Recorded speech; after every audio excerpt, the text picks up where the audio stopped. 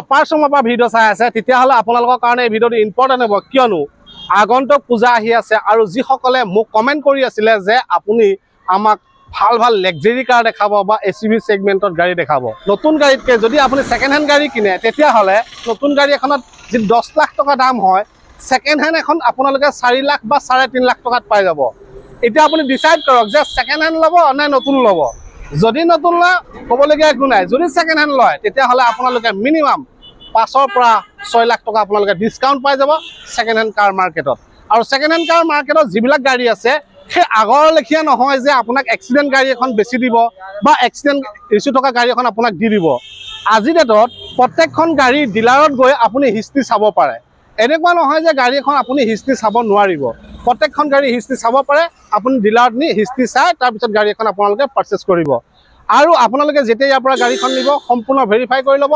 লগতে আপোনালোকৰ লগত এজন ভাল ব্যক্তি লৈ আহিব যিজন ব্যক্তি আপোনালোকক গাড়ীখন ভালকৈ চাই চিতি দিব পাৰে যিসকলে মাৰ্সিডিজ লাভাৰ তেওঁলোকৰ কাৰণে বেছি ভাল হ'ব যদি আপুনি এখন মাৰ্সিডিজ বিচাৰি আছে এনেকুৱা হয় নেকি যে গাড়ী এখন আপোনালোকৰ পৰা লৈ যোৱাৰ পিছত এক্সিডেন্ট ইস্যু কিবা ওলাই নেকি তেনেকে একো নাথাকে আপোনালোকে আহি পেলাই গোটেইখিনি চাব পাৰে টেষ্ট ৰাইড ল'ব পাৰে গোটেই এভেইলেবল আছে আৰু গাড়ী একদম সিল ইঞ্জিন পাব কোনো এক্সিডেন্টাল কোনো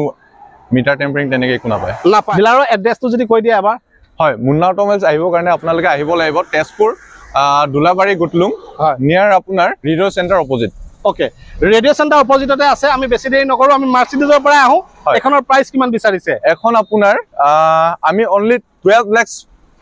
আস্কিং ৰাখিছো 2017 ৰ হয় মাৰ্সিডিজ A180 হয় এখন চলিছে অনলি 55000 ওকে ইয়াৰ প্ৰাইস আহিব অনলি 12 লাখ 12 লাখ টকা হয় আৰু অন টেবল ডিসকাউন্ট হৈ যাব ওকে অল্টো 800 কিমান আহিব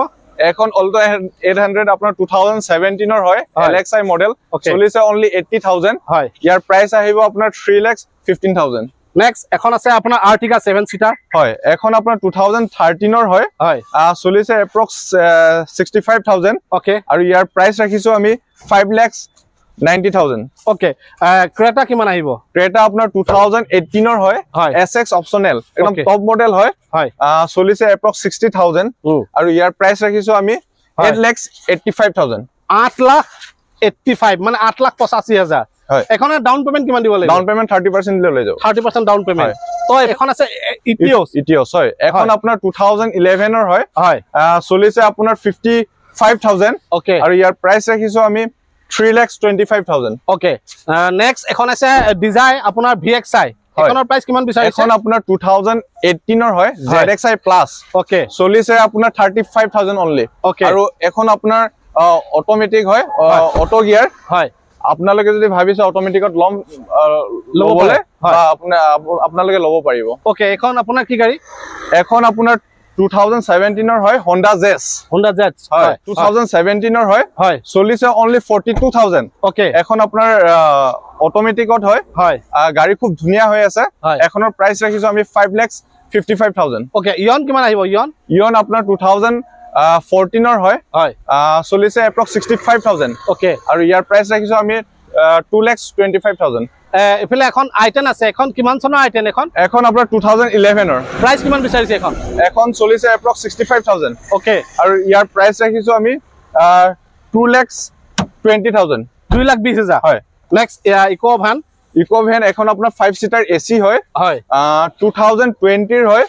আৰু ইয়াৰ প্ৰাইস ৰাখিছো আমি 4,60,000 আৰু চলিছে অনলি 29,000 29,000 কিলোমিটাৰ চলিছে এখন গাড়ী জিটো হয় কমাৰ্শিয়াল হয় 2020 ৰ মডেল হয় চলিছে এপ্ৰক্স আপোনাৰ 33,000 ওকে এখনৰ প্ৰাইস ৰাখিছো আমি 2,55,000 next Maruti Suzuki super carry হয় সুপাৰ কেৰি আপোনাৰ 2020 ৰ হয় আৰু আমি ইয়াৰ প্ৰাইস ৰাখিছো 4,30,000 গাড়ী খুব ধুনিয়া হৈ আছে চাব পাৰে গুটে ডালা লাগি আছে এখন আৰু এখন আপোনাৰ 2021 ৰ হয় সুপাৰ কেৰি আপোনাৰ 2021 ৰ হয় আৰু ইয়াৰ প্ৰাইস ৰাখিছো আমি 4,35,000 407 এখনৰ প্ৰাইস কিমান বিচাৰিছে 407 এখন আপোনাৰ 2018 ৰ হয় 407 পিকআপ ওকে চলিছে আপোনাৰ 56,000 ওকে আৰু ইয়াৰ প্ৰাইস ৰাখিছো আমি 6,15,000 6,50,000 হয় 15,000 লাখ 6,15,000 6,15,000 হয় ওকে 6,15,000 টকা এখন 47 বিচাৰিছে বলেৰো কিমান চনৰ বলেৰো এখন আপোনাৰ 2020 ৰ হয় B6 অপচনেল হয় চলিছে এপ্ৰক্স 60,000 আৰু ইয়াৰ প্ৰাইস ৰাখিছো আমি 8,40,000 ওকে 8,40,000 টকা বিচাৰিছে বলেৰো চাওক মই দেখুৱাই দিছো ভিতৰটো দেখিছে যদি আপোনালোকে বলেৰো বিচাৰি আছে তো এখন ল'ব পাৰে এখন ডাউন পেমেন্ট কিমান দিব লাগিব এখন আপোনাৰ 30% দিলে ওলাই যাব 30% ডাউন পেমেন্ট হয় তো নেক্সট এখন আছে ব্ৰেজা এখন ব্ৰেজা 2021 ৰ হয় ZXi মডেল হয় গাড়ী অনলি চলিছে 9,000 গাড়ী চাব পাৰে একদম খুব ধুনিয়া হৈ আছে টায়াৰ চাব পাৰে একদম ইউজে হোৱা নাই এখনৰ প্ৰাইস ৰাখিছো আমি 8,50,000 ওকে এখন ডাউন পেমেন্ট কিমান ডাউন পেমেন্ট 30% দিলে 30% ভেনু এখন আপোনাৰ Hyundai Venue 2021 ৰ হয় এখন আপোনাৰ চলিছে অনলি 16,000 16,000 চলিছে গাড়ী ভেনু 16,000 চলিছে 2021 ৰ হয় S মডেল আৰু ইয়াৰ প্ৰাইস ৰাখিছো আমি 7,75,000 ওকে ইনোভা কিমান চনৰ এখন আপোনাৰ 2016 ৰ হয় 2.5 G মডেল হয় আৰু এখন চলিছে আপোনাৰ 1,50,000 এপ্ৰক্স আৰু ইয়াৰ প্ৰাইস ৰাখিছো আমি 8,10,000 এখন আছে আপোনাৰ হেৰি EV টাটা নেক্সন হয় এখন আপোনাৰ 2020 ৰ হয় টাটা নেক্সন EV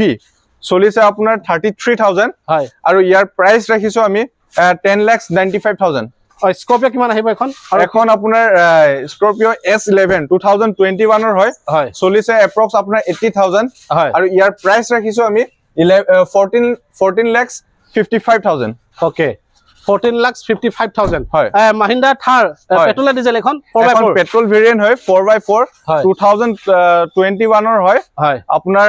চলিছে আপোনাৰ 22,000 আৰু ইয়াৰ প্ৰাইস ৰাখিছো আমি 12,90,000 ওকে ইনোভা ক্ৰিষ্টা এখন কিমান আহিব এখন আপোনাৰ 2020 ৰ হয় ইনোভা ক্ৰিষ্টা হয়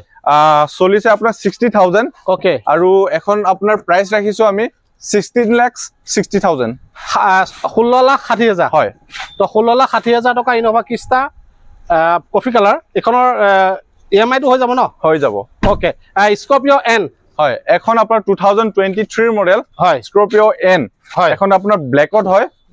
গাড়ী খুব ধুনিয়া হৈ আছে চলিছে অনলি 19,000 19,000 চলিছে মাত্ৰ অনলি 19,000 চলিছে ইয়াৰ প্ৰাইস ৰাখিছো আমি 20,90,000 ওকে স্কৰপিও N যদি লাগে তো এখন ল'ব পাৰে গাড়ী একদম মস্তি হৈ আছে ZDI ব্ৰেজা হয় এখন আপোনাৰ 2018 ৰ হয় ব্ৰেজা হয় চলিছে এপ্ৰক্স আপোনাৰ 75,000 ওকে ZDI মডেল হয় ডিজেল ভেৰিয়েন্ট এখন আপোনাৰ প্ৰাইস ৰাখিছো আমি 6,10,000 ওকে 6,10,000 হয় 6,10,000 টকা ব্ৰেজা বিচাৰিছে এখন যদি লাগে ল'ব পাৰে ডিজেলৰ হয় টাইবাৰ কিমান আহিব 7 সিটাৰ ৰেনল্ট ট্ৰাইবাৰ 2022 মডেল ওকে এখন আপোনাৰ চলিছে এপ্ৰক্স 17,000 আৰু ইয়াৰ প্ৰাইস ৰাখিছো আমি 6,35,000 স্কৰপিও S11 হোৱাইট কালাৰ এখন আপোনাৰ 2021 ৰ হয় S11 হয় চলিছে অনলি 56,000 ওকে আৰু ইয়াৰ প্ৰাইস ৰাখিছো আমি 14,90,000 দামটো নেগোচিয়েট হ'ব হয় আজিখিনি দাম কৈ আছো অন টেবলত অলপ নেগোচিয়েবল হৈ যাব ওকে আগন্তুক পূজা আহি আছে যদি আপুনি পূজাৰ কাৰণে এখন গাড়ী কিনিম বুলি ভাবিছে